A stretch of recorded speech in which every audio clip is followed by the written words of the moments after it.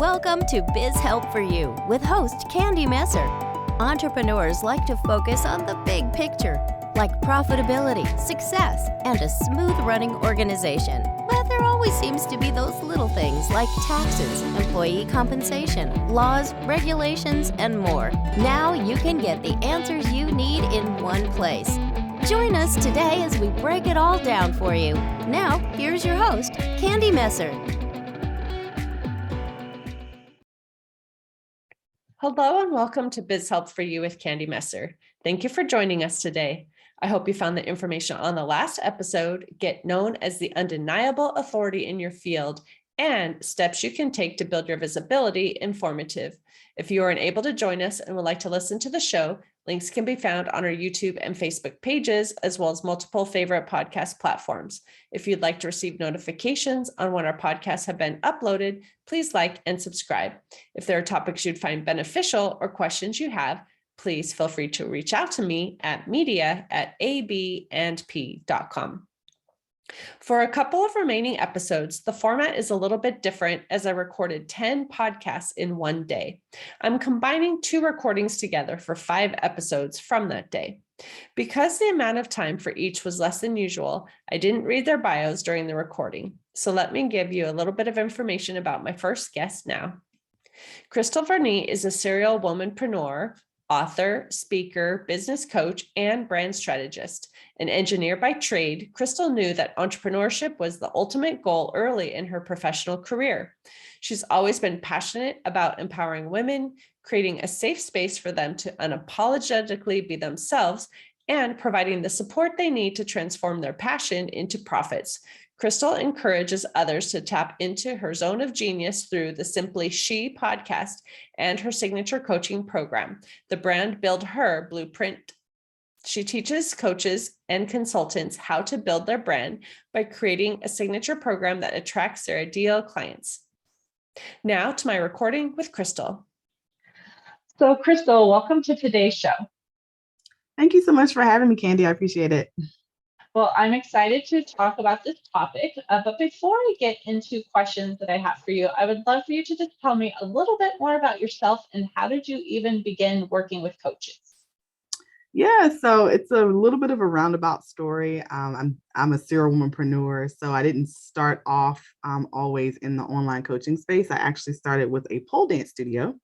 I'm in Temple Hills, Maryland, and then I started my second company, which is a central aerial dance company similar to Circus LA. And then I got to the coaching space. That was after going through a series of life events, one of them being a divorce, and just kind of taking a step back and looking at my life and processing being raised by a narcissistic mom and then having a narcissistic ex-husband. It was kind of, I found myself redefining who I was or reclaiming who I was, and so to speak. And I was like, well, what was important to me was to share my story, number one. And number two, I wanted to make sure that no other woman would have to experience what I've experienced. And so that kind of led me to the coaching space and got me to see like, what type of coach would I really want to be? So that's how I got there. Perfect. Well, I would love for you to just talk about like how a person who's deciding for themselves, like I want to be a coach as well, how do they determine where they should focus? What should be their niche and who should they serve? Yeah, so I think for me, when I'm working with a lot of coaches and consultants too, that's like one of the most difficult questions for a coach to answer for themselves. And I always tell people to start with their zone of genius. And that's really going to be the foundation of your coaching business, or it should be. And zone of genius doesn't necessarily mean the thing that you're most good at, because sometimes the thing that we're most good at is not what we enjoy.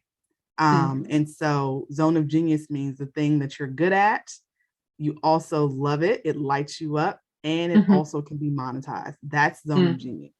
And so putting all those elements together would then help you to figure out where you really should be coaching people on and what type of transformation you're going to ultimately be able to provide folks that you work with. So if someone is saying, okay, I definitely want to figure out that zone of genius. I'm really not sure though yet. I've been working for a company, or I've been doing just different things and I'm not really sure what that zone of genius is. Like, what would you recommend that they do to start to figure that out? Yeah, so with my clients, we do what I like to call a zone of genius mapping exercise. But essentially, what it is at a high level is taking inventory of all the things that you've done. So we take inventory of their skills, their knowledge, expertise, training, certifications, all the things that they have. And we kind of see where there's some synergy amongst those things and making sure that it passed the litmus test for I'm really good at this thing and I love to do it. It lights me up.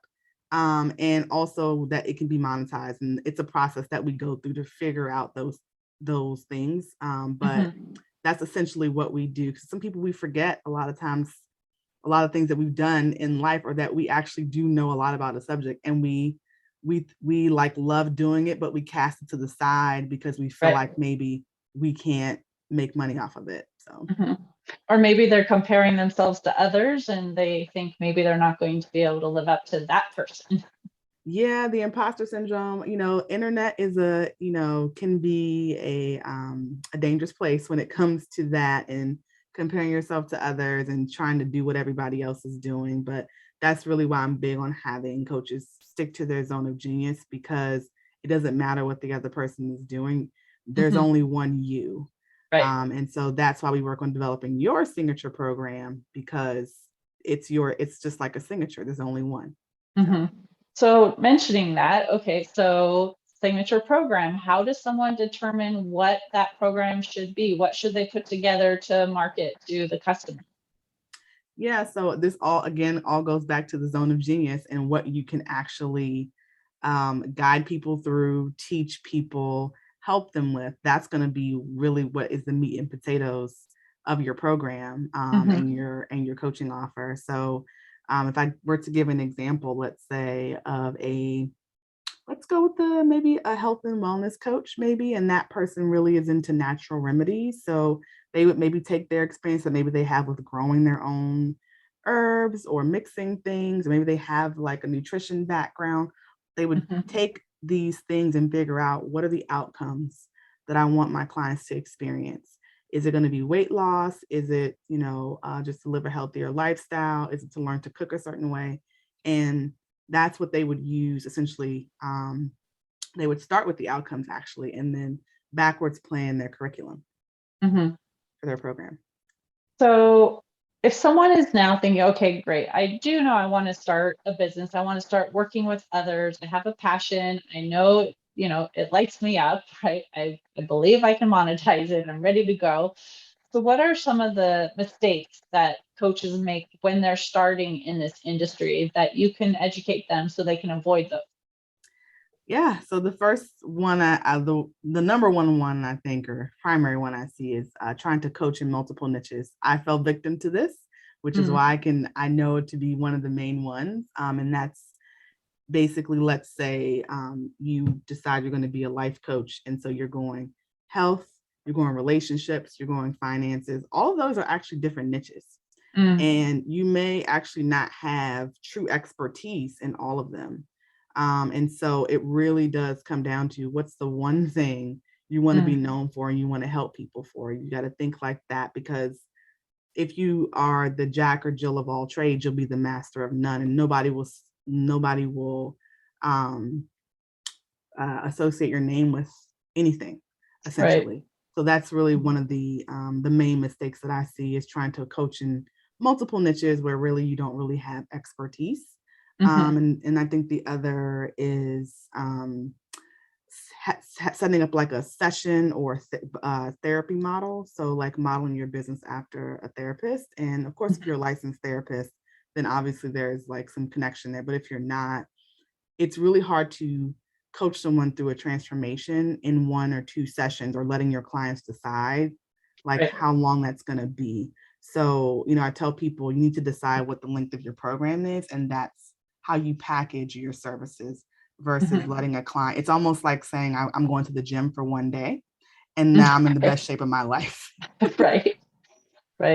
But so for putting those packages together, then if someone's thinking, okay, what I'm going to be working with somebody, I mean, let's just say there's like emotional trauma or something too, and that might be more therapist too, but let's just say there is a coach who's going to work with someone to help them walk through the issues or whatever that is. And they're like, but that's going to take a year, 2 years or whatever, and someone's not going to pay upfront for that long. Like, is there a way that they can make like a smaller incremental package, like maybe let's have a 6-month plan or something, or should they just say, we know this is going to take a while, or a nutritional thing, if you need to lose 80 pounds, it's not going to happen in 2 months, right? So how would they put together, yes, we know it's going to take a while for you to see that full transformation you want, but yet I don't want to make it so cost prohibitive that someone is afraid to sign up. How would you handle that?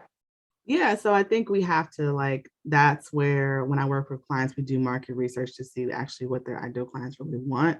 But ultimately, to answer that question is really the outcomes. Like, what are you actually trying to help people achieve? Knowing you can't put everything in the kitchen sink in your program, knowing that you're not going to be able to, let's say they do have to lose 100 pounds, you know what I mean? Like, that's going to look different for everybody. Right. And when it comes to having a program that has standards and metrics, that's going to be really difficult to just say, join my program, lose 100 pounds, right? Something more tangible might be like a body weight or a BMI goal or inches or something like that. But I would never, honestly, I would never promise anything like, make 10K in 30 days or Right. any of those types of marketing tactics that we currently see. Right. It's kind of like determine what you actually are trying to help people do. And then you formulate your time, I call it a time container around that. So and it has to be realistic. So while a year might be realistic for 100 pounds, is that really going to help your client in terms of mindset and continue to work with you? Because I also do teach my clients like how to have their clients renew with them. So, and don't think in a turn and burn mindset. We want to be growing and creating communities around our coaching offers. So if your program is 3 months, it doesn't mean someone can't sign up for another 3 months. And that all comes into curriculum and how you structure exactly what those outcomes are. So if you structure it to where it'll be incremental outcomes, and that's what your program is promising, then it could be conceivable somebody would stay with you for a year. So Right. So would you recommend someone do maybe just one-on-one coaching? Do you think there should be like a group program? So again, someone's just coming in thinking, this is what I want to do. What would you recommend? Yeah, so again, this really depends on the person. I personally love group now, but I didn't always start out that way. And I know if you're an introvert, I think one-to-one definitely would be better. If you're new to coaching, it probably is good to kind of get your feet wet one-to-one so that you can hone your client's experience before opening up to a larger group. I tell anybody this, it doesn't matter. Having clients at different levels, meaning coming into your program at different levels, whatever the niche and the runway they have to go, is a challenging facilitation for any coach. So having someone at a level 1, 2, and 3, and 4 and having to coach them all together, that to me is a higher level of facilitation. Facilitation for a coaching call. So if you haven't acquired those skills yet or honed those skills, it may serve you best to start one-to-one, get comfortable, and then do small group and then grow your program. So, but I ultimately, I don't necessarily tell people in my program they have to do one way or the other. I think you can see success with any business model. I encourage my clients to be empowered CEOs. So if you want to do one-to-one and you want to do group, by all means. And I just give them the tools to be able to do that, just telling them the pros and cons along the way. Right. And should somebody kind of come up with some type of materials to go along with the coaching, whether it's a course or like handouts or guides, or is it okay just to kind of start just doing one-on-one coaching and then see kind of what is needed as you start working with someone? So I do recommend you have something before you actually start working with clients. doesn't necessarily mean you're going to have your entire program built out and all the handouts, because as you work with people, you definitely will get, I think I need an exercise here, or I think I need something more here to help people get this part of my program. At the very least, very least, you need a curriculum. So you can't, I don't recommend coaches to show up to coach clients without having a detailed outline and milestones for what they're going to be doing with their clients, even if it's one-to-one. I think you should be very prepared that way. It's nothing worse than showing up to a coaching session and saying, what are we going to talk about today? So I think that definitely shouldn't be what you do. But this, as far as like having courses and handouts and videos, I think you'll definitely build that up as you go along. And sometimes it's better to teach it live so you can see where the hiccups are and you can fix that. Right. So for someone who's just starting out again and said, great, now I've got, my degrees, or, I've gone to the courses, I've got my certifications, whatever, they feel that they need to get started and they're ready, they've got their niche that's picked out. How do they actually get the word out that they are now in business? Oh, the digital marketing piece. Oh, so something they don't actually teach quite often with the certification, the marketing piece is left out. So of course, one of the ways that I work with my clients to do that is, client attraction through social media is one way, but that's like the main way in reality in today's world. So of course, I recommend clients to get on the social media platforms where their ideal clients are. We typically go through some market research to figure that out. But definitely need a website. I'm definitely a proponent of having a website, even if it's just one page. You need to be able to send your client somewhere, because ultimately people are going to check you out. And if you don't have a web presence, I kind of feel like it's going to be difficult for that person to really connect with you. Also, the other thing is to be visible. And I know this is difficult for introverts. It was difficult for me when I first started, but because of the nature of the business and it being personal, people need to be able to connect with you on that deeper level, building the know, like, and trust factor. So seeing your picture, hearing your voice, seeing you on video.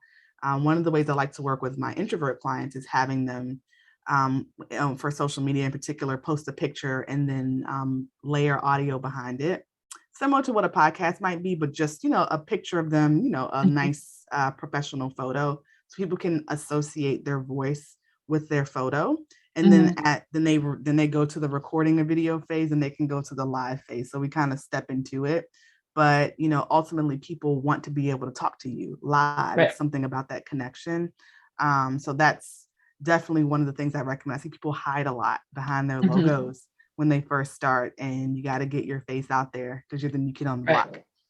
Well, anytime you're starting a business, it's a scary thing, right? Put yourself out there. So I can see why, like I said, someone may be hiding a little bit, but why that's, not the best idea, right? If you need to be seen, heard, and found, you need to be able to be out there. So yeah, I do understand that. But I know we are coming close to the end of the time that we have provided for today. So I would love for you to just share an offer that you may have with our listeners.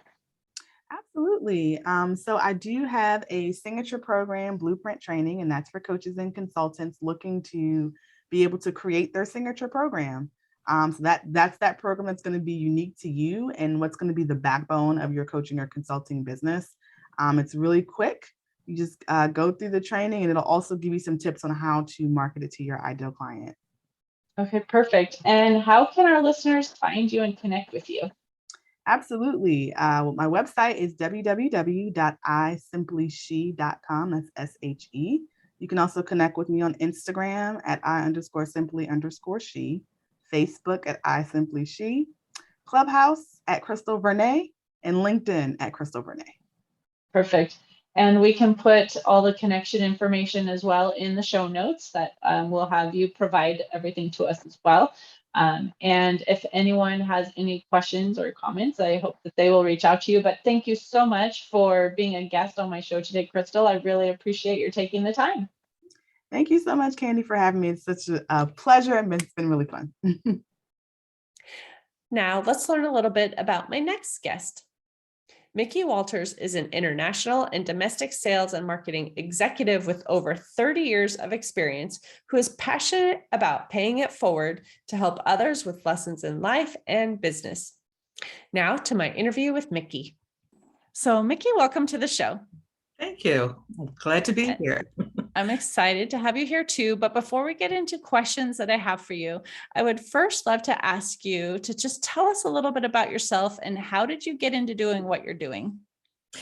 I have a very extensive background in sales and marketing, domestic and international. And I got to a period of my life where I knew I wanted to do something that fell into that category of paying it forward, taking a lot of my experience. And I saw a void or need to bring information to the center stage of people, all types of people, because there's so much information. And that's where I began to start focusing on the histories of America's multi-generation family businesses. Where they are now is all around us, but where they started they're just mind-boggling stories that make you laugh, make you cry, and but they're great business lessons that are valuable for now. Mm-hmm. So for anyone who's listening, who maybe they are the ones who started the business and they want their families to continue, or maybe it's someone who's already taken over from a family member and they want to continue the legacy, like what type of information would you share to really help them understand what's going on with having to carry on that legacy? I think that one of the most valuable things, because it's a communication, every company has a website, and it's about the power of about. ABOUT, because in that you'll see that's where I have the histories. When you put your history down of what your lineage is and the stories, it sets you apart in your industry from everybody else. Mm-hmm. It creates an identity, and it also creates a human element to your business. It's your way of paying it forward to share how you did it with other people. There's several really great key items about that. So I would say focusing on your about is very powerful. Mm-hmm. So I would also say from experience, I had a grandfather who had a business who an uncle then was going to finally take over when my grandfather was theoretically going to let go of the reins, but then he didn't really let go of the reins and kept trying to tell my uncle how to run the business, right? My uncle finally is like, forget it. You're not letting go. I don't want to run it. What would you say to somebody who they still want to have the family do it, but they have a hard time letting go? Through the years, that's probably one of the biggest challenges historically, but everything keeps evolving, and where there's a need, there's a solution. So now they actually have consultants that work specifically with monitoring the one generation with the next generation. And believe it or not, I actually firsthand experienced it with a company I worked with in India. And the gentleman had taken courses at Harvard University in this kind of consulting, and it was amazing to watch. So I would say find a consultant to work specifically on the communications and stuff. They're out there and they're fabulous. And then how would they recommend that they make this transition, right? Because you want to have that company continue on without frustrations and in any family business, there's always going to be some differences of opinions and things like that too. But for an ongoing business and maintaining a relationship once one person has left, if they're still living, what would they be doing to really kind of have a smooth transition? That I'd have to defer to somebody who is trained in that specifically. But the companies that I know of, and when I look at their histories, there is, it's amazing the power of family and business, especially when they're like 5 generations, 4 generations. There's an element of respect. Okay, you learn your own culture. It's no different than if the business becomes like the family culture. So I would say technically, if you're having issues, there's other people that are qualified more than me on how to do it, but they're out there. So don't give up, and don't, it's always good to learn and then experience. Right. So. Well, and I think too, like you're saying, let's say there's a 5-generation business, which would be awesome, right? And you've got the great grandfathers or things like that you're looking back to, and you want to do the best for them and maintaining this business and doing things the way that it had been done before. But now, times have changed, things have changed. Technology is making things happen faster and faster. Like, how do you still keep kind of the legacy and how it was before, to kind of honor them, but yet at the same time, keep it up to date and fresh? Well, I think in any business, because I have this extensive business background, but a lot of it is they don't go in and just completely change the company. And a lot of times they'll already have broken in with different testings and to see how it works with the concept maybe. So they'll just do little changes, but usually the person who is moved on to retirement is always going to be there for if there's any kind of help or discussion. And some of the histories, like with the Mannington Mills, for instance, which is a flooring company, they had such an incident where the next generation took over and they didn't quite do the detail in the marketing research, and they moved it along too fast, and they lost almost half of their entire profit.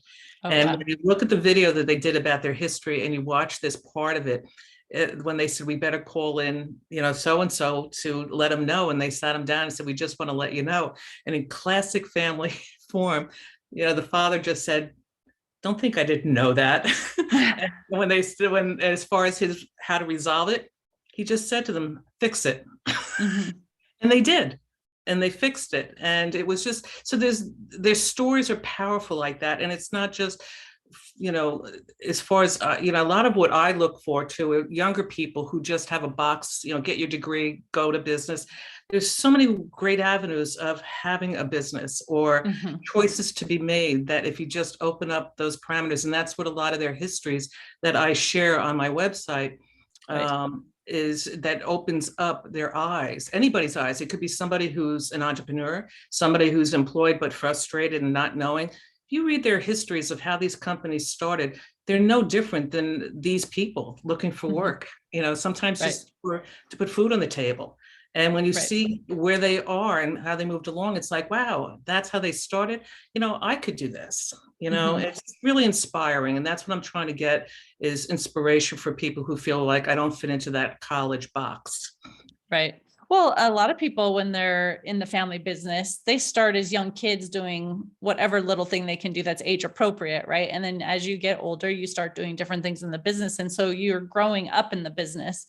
And a lot of people, that's how they do the business. They didn't have to go to school. And in most cases, when you go to college, you're really not learning how to run a business per se. You're taking your classes, whatever that is. But, I even say to clients sometimes who are doctors or attorneys who sometimes get frustrated because they don't understand the numbers. I'm like, but you didn't go to school to learn how to run, your books. You learned your medicine, you learned your law, things like that too. So I disagree when people a lot of times say you have to go to school and take business classes or whatever to run a business, because you can just learn from other people and get that experience. I am actually, my family is 6th generation in the theater business in New York, and I've watched all of them, and it's just amazing when I look at the history. But I mean, even I know how to do so many things because it's in my genetic, it's in my makeup from being raised with it. So you're 100% right that there's so much skills just in our own home arena if we choose to do that, go that route. Right. So I was thinking earlier too, when I was asking the questions about like generation to generation, like, one person is taking over from the person before, but let's say, a dad's like, okay, I'm ready to retire. I've got my 2 kids, whether it's 2 boys, 1 of each, whatever, and those 2 are having a struggle seeing eye to eye because one wants to do more this way and one wants to do this way. What would you say about how to kind of resolve some of those issues between the family? Again, I think that's something that's an experienced consultant who is literally trained now to help with that, with the psychology behind it. And a lot of times it's strictly like, what is usually both parties will have different fortes, different strengths and different weaknesses. So it has to be worked on for a little bit of time, because I even see that with the changing at the theater, with who's coming in and taking over. It's never going to be the same style, but with the siblings, so there's always going to be one who might be needed for, say, one aspect of the business, and that's he's very strong and capable with sales. The other one might be very good with marketing inside. So that all gets figured out along the way. And it's fascinating to watch and read about. So if a family kind of wants to document their history over generations, to pass along to the next generation, like what would you say that they should be doing to document that, whether, they're doing scrapbooks or pictures or journals, or, what is it, writing a book? Like, what would you recommend? I think for me, what I'm doing now, and this power of about is really my focus at right now. And about being, in a fundamental website, there's 4 categories. It starts out, and that's home, about, content, and contact. And from there, it expands. But people don't pay a lot of attention to about. But the companies with the histories that have on my website all have focused on that. In fact, one company, Tauk Tours, which is out of Connecticut, amazing history. They actually have Ken Burns, who narrated a documentary on their history. So some of them take it to extremes. Others, it's usually where it actually started. And from there, I even tell people in business now, I recommend to them, keep documents of everything, even when you're just doing about of your own company. Write about when you decided you wanted to do it, what influenced you, where, and what are your trials and tribulations and how you overcame, and pictures of your family, and make it personable, because that's your PR, that's your advertising, that's your human element. That's very, very powerful, and very, yeah, it's a great thing that people are missing. It's so true. I mean, anyone that has ever heard, a recording of their, ancestors talking about things in their life, or had seen pictures, or, found letters, I know nowadays, I think that's one of the things we're kind of missing out on through emails and stuff, that people don't write letters and so much anymore. So we won't be able to see kind of that communication back and forth. But I think if there's some way that we can still document that information for future generations, just to see what was it that we did, whether a family is going to continue our business or not, what is it that we did, and the stories, and, have them see insight into ourselves. I think that's really interesting. It's like you have Kohler, you take Kohler, okay, bathroom fixtures, and in 1916, Kohler used to they gave a day off of employees that were not documented with pay to go and start to get their papers to become citizens. I mean, that was 1916. What a fabulous thing. That would be great if many companies knew about that, would be like, well, I can do that. They're great lessons that are sitting there to influence in a positive way. Right. So if there's somebody who's saying, okay, well, my business, we just run the business, we haven't documented anything, that sounds like a great idea. Like, how do we get started? Well, they can contact me, and I can discuss what I've experienced and give them, really directing them to my website. Also, look at the histories and how they did it. And some of them have timetables. Some have videos, some have a variety of different methods to get it out. But you can be influenced and kind of motivated too by looking to see what these companies that are over 100 years old did when they put their histories together, because you're right there at the beginning, just like they were. So I would be glad to help anybody who's really fascinated to do something like that.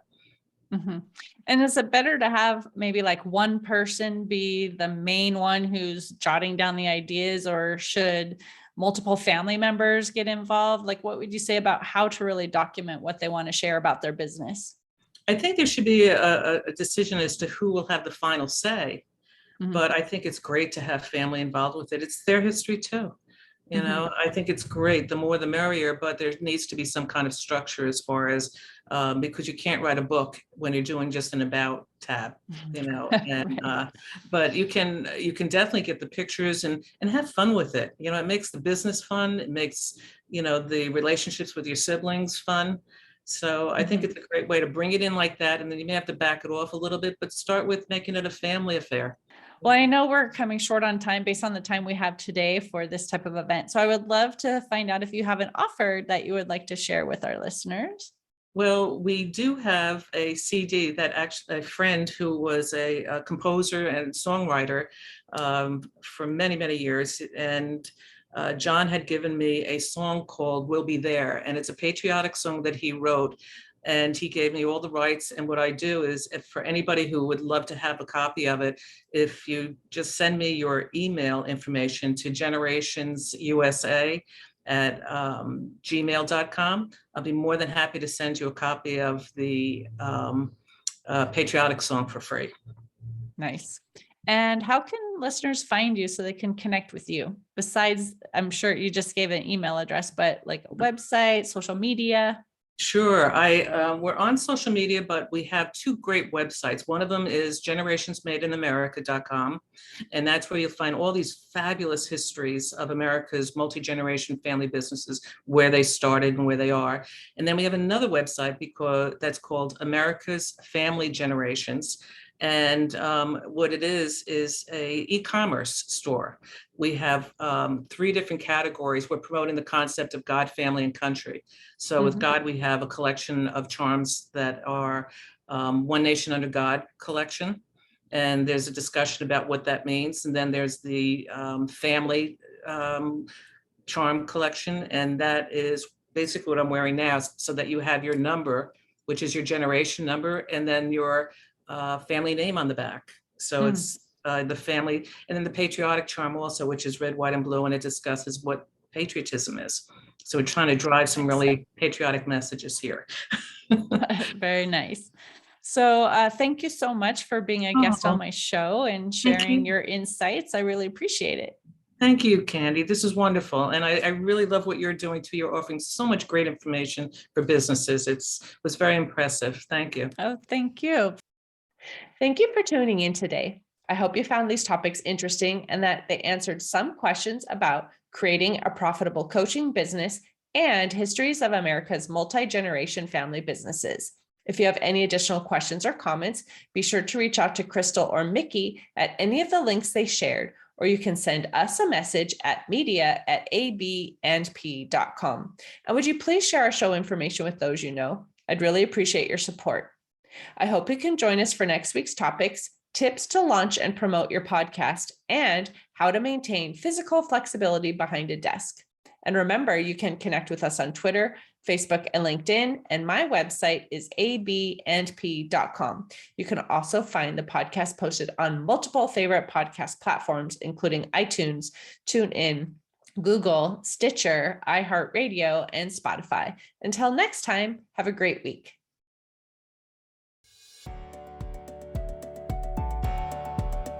Thank you for listening to Biz Help for You. Please join your host, Candy Messer, again next Tuesday. Have a terrific week.